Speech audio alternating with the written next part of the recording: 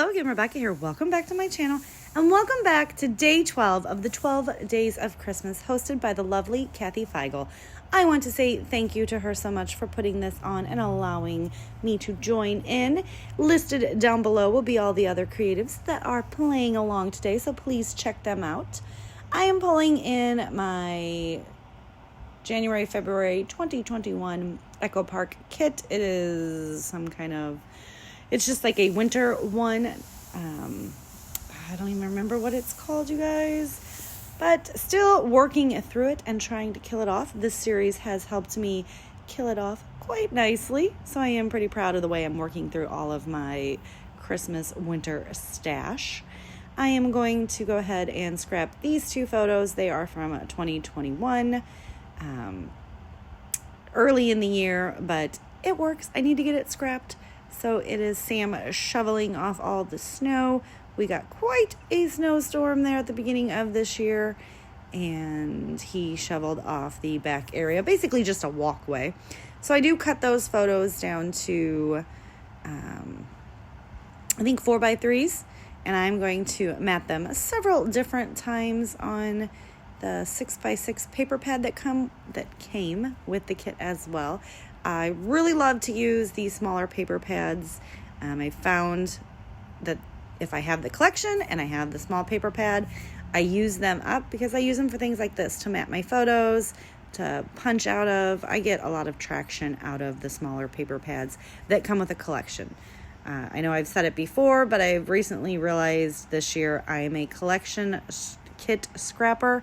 The oddball onesie twosies that I've picked up over the years seem to still be hanging out in my stash, you guys, and all the collection kits are getting killed off. Now, don't let me fool you. I have a lot of collection kits, but that is what we're going to focus on in January and all through 2022.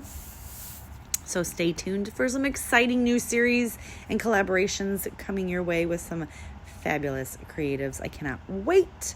So right here, I realize that I'm not going to be able to continuously mat them with the same piece of paper. So I'm going to overlap and just wonky offset. And I'm going to trim this one up, leaving the bottom piece of the stripe because you could barely see it anywhere else, but I really like the stripe. And then we're going to go ahead and mat it right there on this one as well, only we're going to go long ways because it's a little bit bigger than 6x6, right, because of the seam. So I'm going to go ahead and get that on there, and then I just take it right over to my trimmer and just pop it off. I found it's easier for me just to leave my trimmer to the right of me instead of bringing it in and out of frame. I have knocked my camera doing this, though. I'm trying to get better with the new setup, you guys, but every once in a while I knock that arm. It's sitting on the opposite side that it usually did, and I'm right-handed, so we're making it work. I'm thinking I might have to move it over to the left and just reverse my settings, right? I think that's probably the way to go, but I'm lazy. All right, so right here I'm going to do the packaging technique. I felt like this Winter Wonderland background needed some shimmer and shine, right? So what's the best way to do that? Bring out some Brutus Monroe Pearl Shimmer Mist, and I'm going to do the packaging technique.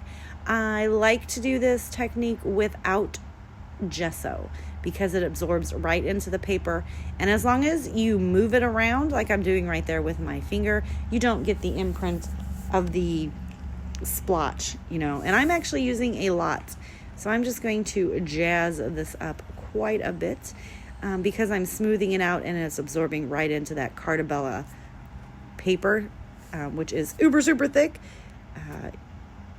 It takes minimal drying time, so I decide let's just keep going, and I'm going to basically surround where I want my little picture cluster to go. I did go ahead and put some fun foam on the back of that as well. So this has been such a fun series. This was the first series that I played with in last year, so obviously I wanted to join it again. But all the Christmas series this year has really helped me just work through all of these winter and Christmas photos that I have lacked in scrapbooking. And also, started that other project with the new Christmas Through the Years. And this is going to be part of the 2021, even though it's winter. And it may not. I might actually decide to just go ahead and put this in the regular album. So it's all dry, and look how fun it is. It looks like a snowstorm sitting there behind the photo. All right, so I'm going to go ahead and, since that glue doesn't dry fairly quickly or at, in any kind of nice time, I'm going to set it to the side and let it dry, and I'm going to pull out all the sticker sheets and everything and just use my wax paper right there to add things onto the sheet. I have found that this works when I have a lot of stuff. I put the stuff that I feel like will most go with the layouts, and for the most part, I do get most of it, if not all of it, always used up. But I don't make you watch me do all that. I do take this one border strip right here. I just felt like my picture just needed some place to sit.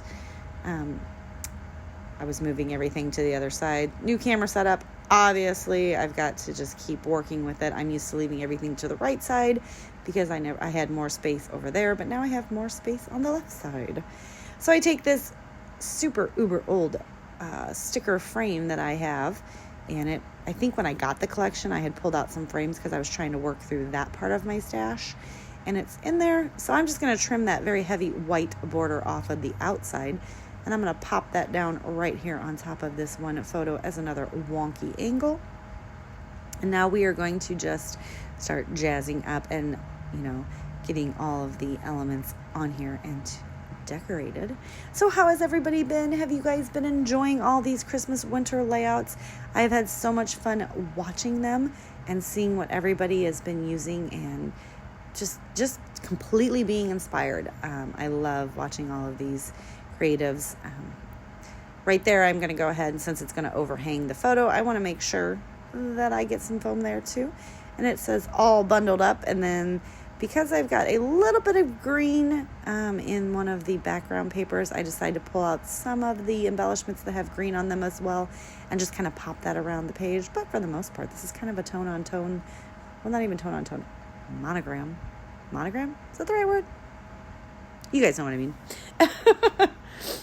So I do get everything, and I do use my adhesive. You will see at one point things do kind of slide around because it doesn't dry right away, but it works, and it actually holds fairly well to my knowledge. But I've only used it on the last month or so of layouts, so I guess we'll find out in a few years if my layouts fell apart or not. So I just literally keep making clusters right around, and that's what I always say about mixed media. It might look like a hot mess, but you're going to cover it up. And that's the thing that you have to remember. Don't try to just put the mixed media where you're going to see it, because you won't in my opinion, it's too forced. Make it an entire area and then, embellish on top of it. And it does seem to work out so much more. The only thing is, stickers and stuff don't always want to stick on top of the mixed media. So I always just add an extra bit of adhesive, and I grab either the liquid or the ATG, whatever's closer. I'm going to do a title right here. So on that Glass Studio glass mat, which I will have a code link down below. If you use code Rebecca20, you'll get 20% off anything in their store. These are excellent. I just go ahead and daub the glue on there and then dip my letter or whatever I'm trying to stick onto the page in the glue and stick it on. Now, if I forget to clean up that glob of glue, it scrapes right off when it's dry. I mean, these mats clean up so fabulously. I absolutely love it. And they have magnetic ones too, so you can hold your stuff in place. What? So the title of this layout is simply going to be Shovel Sam, LOL. Because I was taking pictures while he was shoveling, and he was like, "Why are you taking pictures of me?" And I'm like, because I have nothing else to take pictures of right now. Hello. We just went through COVID and lockdown. Mommy needs pictures. And he's always a good sport.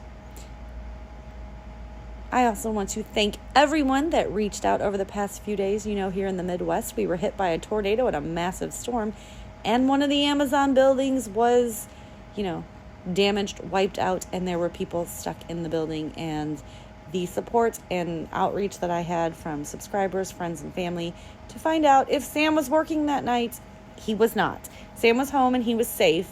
It was also not Sam's building, but it was the building right next to Sam, so it still could have been pretty scary. but he is okay. And I just want to let everyone know that I truly appreciate all your messages and everything to check on my lovely little boy. So I'm going to finish off these enamel dots, and we are going to call it good for this layout. So go ahead and do all the YouTube-y things. Check everyone else out, and I will see you guys tomorrow with another layout. Bye.